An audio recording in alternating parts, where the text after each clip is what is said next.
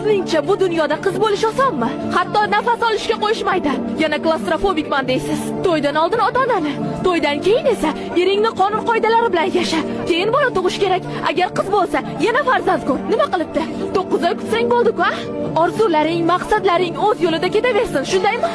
Buning ustiga qayerga qarama, qayerga borma, erkaklar o'ljasini ko'zlagan yovvoyi hayvondek senga qarab turadi. Qaramaydiganlar esa Jamjum joylarda qo'llarini yaxshigina ishlatishadi. Jozibali yoqimtoy quyoncha emish. Biz hayvonmizmi? Gaplarimni eshitasiz. Ko'zingizni olib qochmay menga qarang.